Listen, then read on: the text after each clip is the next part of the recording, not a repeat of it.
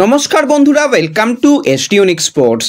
বন্ধুরা, এই ভিডিওতে আমরা কথা বলবো কিছু ফুটবল আপডেট। হঠাৎই ইস্টবেঙ্গল দলে বেশ কিছু পরিবর্তন হলো, কয়েকজন প্লেয়ারকে বাতিল করা হলো, নতুন প্লেয়ারকে রেজিস্টার করা হয়েছে। হীরা মণ্ডল কি আদেও আইএসএল খেলার সুযোগ পাবে? কি আপডেট রয়েছে সেগুলো তোমাদের সঙ্গে জানাবো। আরও একজন চেন্নাইন এফসির প্লেয়ারকে নিয়ে অবশ্যই কথা বলার রয়েছে এই ভিডিওতে। খুবই ইন্টারেস্টিং ভিডিও হবে, শুরু থেকে শেষ পর্যন্ত দেখো। আর ভিডিও ভালো লাগলে সকলে একটু লাইক শেয়ার করে দিও।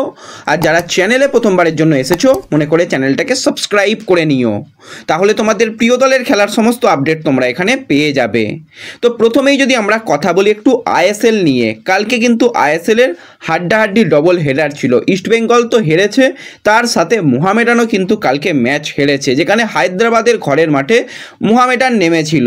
তো মোহামেডানকে কিন্তু প্রথম গোলটা দেয় হায়দ্রাবাদ, সেক্ষেত্রে অ্যালান কিন্তু দারুণ ফিনিশিং করেছিল। 24 মিনিটের মাথায় কিন্তু হায়দ্রাবাদ লিড নিয়ে নেয়। তারপরে যে গোলটা আমরা দেখলাম, ফ্রি কিক গোল, আউটস্ট্যান্ডিং গোল। একজন ইন্ডিয়ান প্লেয়ারের কাছ থেকে এরকম টপ ক্লাস ফিনিশিং খুব কম দেখা যায়।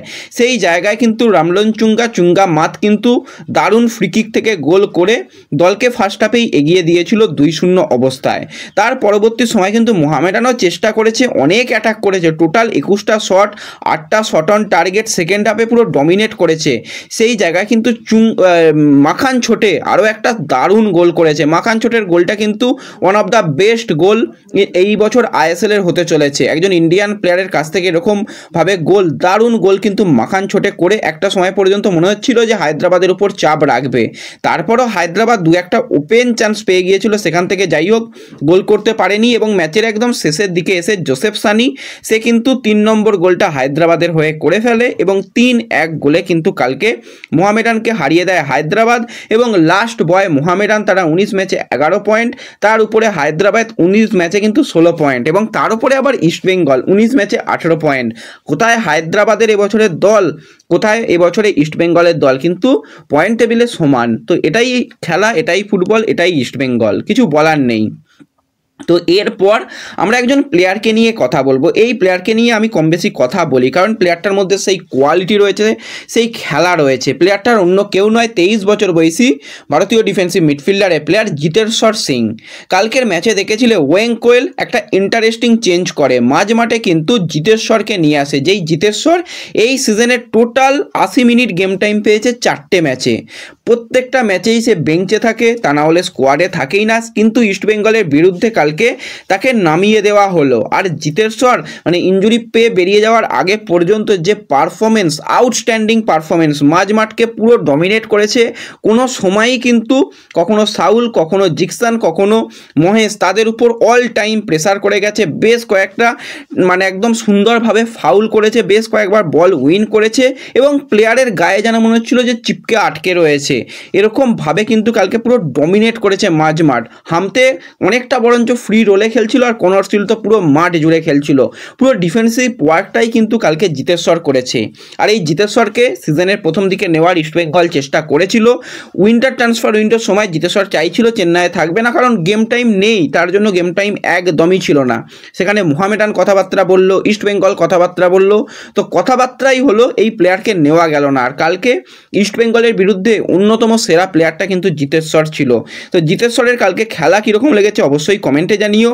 এবং নেক্সট ইয়ার কিন্তু জিতেশ্বর দল পরিবর্তন করবে, তো ইস্ট বেঙ্গলের কিন্তু অবশ্যই উচিত একটা যদি কথাবার্তাও বলে প্রি কন্ট্রাক্টও দেওয়া যেতে পারে কোনোভাবে, তো সেটা চেষ্টা করা উচিত। তা না হলে প্রথমেই কিন্তু জিতেশ্বরের জন্য যাওয়া উচিত। যেরকমভাবে মাঝ মাঠে জিতেশ্বর খেলে, ধারাবাহিক ভালো প্লেয়ার, তো এরকম ভালো প্লেয়ারকে কিন্তু খুব তাড়াতাড়ি নিয়ে নিলে কিন্তু দলের জন্য ভালো হবে। তো ওভারঅল জিতেশ্বরের কালকে পারফরমেন্স কীরকম লেগেছে অবশ্যই কমেন্টে জানিও। আরও একটা প্লেয়ার কালকে ম্যান অফ দ্য ম্যাচ হয়েছে, ইরফানের কথা না বললেই নয়। যেরকমভাবে সে উইঙ্গার গিয়ে অ্যাটাকে সাহায্য করছে, বেশিরভাগ সময় তো সে ডিফেন্সে সাহায্য করছিল, কোনোভাবেই কিন্তু রিচার্ডকে নড়তে দিচ্ছিল না ইরফান। এবং কালকে অন্যতম সেরা প্লেয়ার ইরফান ছিল। ইরফান হয়তো গোল ফোল করতে পারেনি, কিন্তু ইরফানের যে পুরো ম্যাচ জুড়ে ডমিনেটিং ফুটবল সেটা কিন্তু চেন্নাইয়ের জন্য অনেকটা ভালো দিকে নিয়ে গেছে। তো সেই কারণেই কিন্তু কালকে ইরফানকে প্লেয়ার অফ দ্য ম্যাচ দেওয়া হয়েছে। তো এরপর যদি আমরা ইস্টবেঙ্গলের কিছু প্লেয়ারকে নিয়ে কথা বলি, তোমরা দেখে নিয়েছো মেসি বাউলি ISL এর স্টার্ট করে ফেললো ইস্টবেঙ্গলের জার্সি গায়ে, তাকে তো রেজিস্টার করানো হয়েছে, আগেই তোমাদের জানিয়েছিলাম। এবং হিজাজি মাহেরকে রেজিস্টার করানো হয়েছে, সেটাও তোমাদের জানিয়েছিলাম, সেটা নতুন কোনো ব্যাপার নয়। তার সাথে আরও দুজন প্লেয়ারকে কিন্তু ইস্টবেঙ্গল রেজিস্টার করালো। তার মধ্যে বাঙালি প্লেয়ার মনতোষ চাগলাদার, যাকে কিন্তু রেজিস্টার করানো হয়েছিল, কিন্তু তাকে দেখাই যায়নি, সে কোথায় ছিল, আদৌ প্র্যাকটিস করতো কি দেখাই যায়নি, এবং তাকে ব্যবহার তো করেইনি অস্কার, তাকে কিন্তু রেজিস্টার করানো হয়েছে। আর অন্যতম একজন ইয়াং ট্যালেন্টেড প্লেয়ার আমার তো খুবই ভালো লাগে, সেটা হচ্ছে ভানলাল পেকা, তো তাকেও কিন্তু রেজিস্টার করিয়েছে ইস্টবেঙ্গল। তো এই দুজন প্লেয়ারকে রেজিস্টার করালেও কিন্তু হীরা মণ্ডল যে ইস্টবেঙ্গলের সঙ্গে প্র্যাকটিস করছে, সিনিয়র দলের সঙ্গে নিয়মিত অনুশীলন করছে, চোট সমস্যা কাটিয়ে এসে তাকে কিন্তু সুযোগ দেওয়া হলো না। এটা সবথেকে খারাপ লাগার জায়গা। অনেকেই ভেবেছিল যে হীরাকে হয়তো সুযোগ দেবে ISL এর জন্য, কিন্তু হীরার জন্য ISL এর দরজা আর খুললো না। আর তো 5টা ম্যাচ বাকি রয়েছে, আর এখান থেকে আর হীরাকে নেবে বলে তো মনে হয় না। আর হীরা খেললে কি সত্যিই খুব খারাপ খেলতো, যেরকমভাবে ইস্টবেঙ্গলের সাইড ব্যাকরা পুরো সিজন ডোবালো, হীরাও নয় আরেকটু ডোবাতো, এর থেকে খারাপ তো কিছু হতো না। একটা তো রিস্ক নিতে পারতো হীরাকে নিয়ে ম্যানেজমেন্ট, তো ম্যানেজমেন্টও কোনো রকম এই ব্যাপার নিয়ে ভাবনা চিন্তা করলেও না। আর অস্কারের হয়তো পছন্দ হয়নি, গেম স্টাইল পছন্দ হয়নি, সেই কারণে হীরাকে নিল না। তো হীরার জন্য সত্যি খারাপ লাগছে। হীরার জন্য এবছরের ISL এর দরজা প্রায় বন্ধ, আর 5টা ম্যাচ রয়েছে। যদি মনে করে রেজিস্টার করাতে তো রেজিস্টারই হবে, আদৌ গেম টাইম তো পাবে না।